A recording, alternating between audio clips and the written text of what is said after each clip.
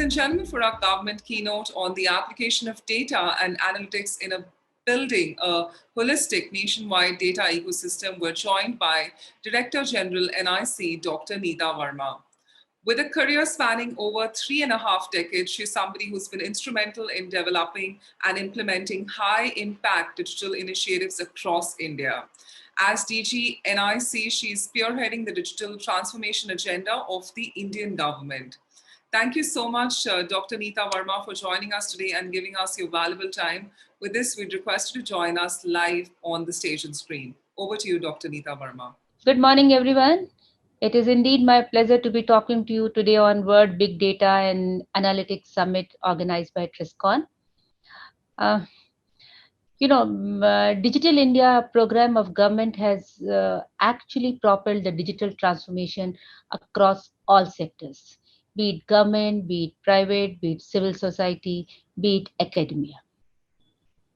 And as a result, lot of data is being digitized, it is being captured digitally, be it surveys, be it census, and this kind of a real time capturing, digital capturing of data is enabling a quick analysis of data and also interventions wherever needed. Another thing which we have witnessed in last 5 to 7 years is the mobile and broadband revolution in our country. With 700 million smartphones and over 700 million broadband, we've really seen how the access has reached to far-flung area of India. And this has been really leveraged during COVID times, which has further accelerated or brought the need for digitization, the need for digital transformation, or the importance of technology in lives at the core. To last 1 year, we as India have done our education digitally, we have done our healthcare digitally, we have done entertainment or our essential e-commerce is been, the technology has been at the core of all those things. And with 700 million plus mobile phones and smartphone users, it is while mobile phone users are over 1 billion, 1.17 billion to be precise, and 700 million smartphones. We've also seen a tsunami of mobile apps in the country. And today you think of anything and you will have a mobile app solution to this. So that's the reason. And looking at this kind of a trend and people's citizens' familiarity and convenience with these mobile apps and uses of smartphones, government has also started offering lot of services directly to citizens. It's been a true paradigm shift from counter based assist based services to direct services to citizens, which has brought a lot of complexity but a lot of convenience and an opportunity to directly interact with citizens. This kind of a framework of technology has also helped in implementation and monitoring of large scale government programs, because with mobiles you can now capture directly data at the source. You can geotag it with mobile app. You can not only take textual data or structured data, you can even have unstructured data like pictures and video. Let me give an example. Like there's a program called Swachh Bharat Mission in which toilets were built all across the country. And when government was giving subsidy for these toilets, citizens had to give their geotag pictures of the place where they'll be making a toilet, halfway when the toilet is built, and when the complete toilet is built. And there were a whole lot of scheme was that your different installment of payments were being released depending on what stage of your construction area. Same kind of approach was done for the housing. So you really know where is the house being built, or where is the toilet being built, at what stage it is, along with geotag pictures. So the overall implementation became far more faster because everything was happening digitally, right from applying to disbursement of subsidy to the bank accounts of citizens. But at the same time, it was also giving me a lot of data and real progress of my program at the national level into one single dashboard. So, and this kind of trend was followed across a large number of Government of India programs and even state government programs during the last few years, and which has really brought this culture of dashboards and data analytics all across. Today, when any program is being considered of large dashboards and data analytics is a kind of integral part of it. And therefore, to promote this kind of a culture further and to assist government on adoption of these technologies. 2 years, rather 3 years ago, we had Open Center of Excellence on Data Analytics, which has really helped a large number of central government, apex officers of the government, as well as state governments in adoption of data analysis, not only to the dashboards but doing predictive analytics to prospective analytics going forward. To take this further, this year beginning, we have also released one tool called Tejas, which is a data analytics tool.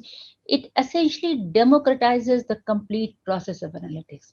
With this tool available on our cloud called Meghraj, which is government's own cloud, now the departments do not have to really bother of going and looking for the tool, procuring the tool, and then worrying about where is the data being hosted and where is it being processed. There's no worry. They simply go, take service, it's software as a service. They avail this tool, do their analytics, connect their databases to this, and once analytics is over, they can even disconnect it from there.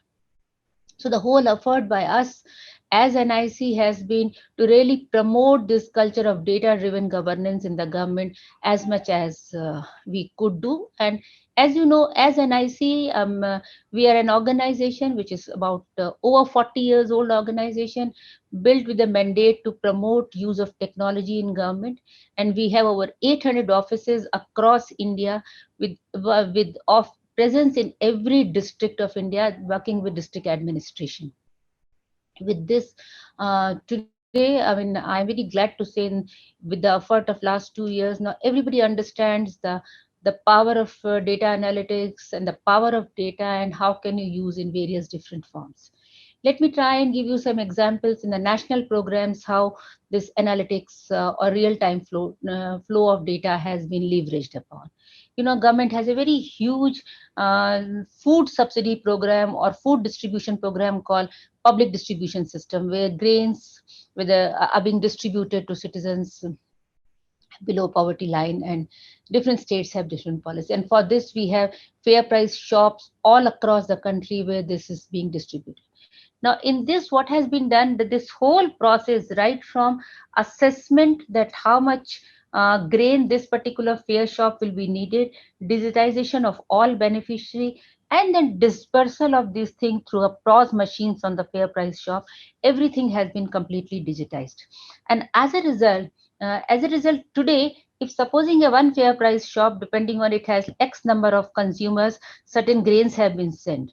Real time information come in this month, how many grains or how much other items this fair price shop has sold. So the next year only residual supply go. I mean, your leftover, your total due minus your leftovers, only that much goes. So this real time availability of data has really helped in optimization of distribution of these grains and have also helped in preventing a pilferage to great extent, coupled with Aadhaar seeding of the beneficiaries and POS machines and Aadhaar based payments. All those has really made this system. And another side advantage of this, should we be able to build this one number ration card portability. That means, and which was hugely useful during these COVID times when migrant laborers were moving from one place to the, going back to their places while they may have their ration cards at one place. So with this number portability, if you have a ration card, you can draw your ration anywhere in India from any fair price shop, which has been a huge step. And this has been an outcome of years of effort of digitizing and deduplicating this whole process. Similarly, 2016, we came up with this national scholarship portal where on one portal through a single form, students from class 1 to higher education can apply for their scholarships. And depending on their social status, depending on what kind of courses they are studying, and various other parameters, they have been recommended which is the best scholarship scheme for you from government, because large number of government departments are all converging on this portal. And then he has to fill requisite information which has to be approved by the school and the complete workflow. And finally, scholarship is being disbursed directly to the bank account of the child. Now, this system was, while this system was a huge game changer as far as scholarship distribution is concerned. But at the same time, when you make an IT system, there are people who also know how to really how to really misuse this system. And over the time, as we learned and we saw cases, because here children are spread all over India from villages, and there were digital processes, but they were not that tight, because if you make too tight, it becomes difficult for people in villages and small children and their parents to really apply digitally. But over the time, what we have done, while we have put in all kinds of tools of digital signatures and checks and balances at various places, we've now used a new component called anomaly detection, or to call it fraud detection. So in this, when the people are trying to use this system, we have numbers of parameters, and the whole framework is there through which we have been able to uh, prevent a lot of these misuse of the system from actually happening. And so this is another new area which I feel a lot of systems where finances are involved, where huge subsidy is involved, you can build these kind of systems because you have information coming in real time. And right from the source, you can really continuously slice and dice this thing and really make a lot of this. It can hugely help in prevention of fraud. A similar thing has been done in connecting, e-way bill system with the GST system, FASTag system, and invoice system, and it is really helping in increasing the tax compliance of individuals. Because if you have a truck which is moving on the road and has not paid his GST or has not made an e-way bill, this all could be caught because everything is being captured digitally, and all those systems are connected almost on a real time basis. There are many more examples like this where analytics is being used for crime prevention and crime detection. Also, a lot of analytics is being used. Um, and in these and with this, as we are moving forward, and we have lot of data being generated from the actual execution of the scheme. And this data, if you move to some kind of a data warehouse and slice and dice, it can really help you generate a lot of insight which can be used for further planning of new schemes or making any kind of intervention in the running scheme. So this is another huge domain where data analytics is being used in the government. When we do, and there are many more examples like this. When we, and in fact, as we are moving forward, we are also seeing a lot of data-driven services being offered to the citizens, or being offered to the startups to spur a lot of innovation. There are three things to take it further and really make this culture of data driven governance across the government, because so far lot of efforts have been there where the IT has been used in one department or under a one scheme. But it can, as you understand, it can derive much more value, much more insight if you start connecting different systems of different departments or different systems within a department in some fashion, and then maybe much more insight can come.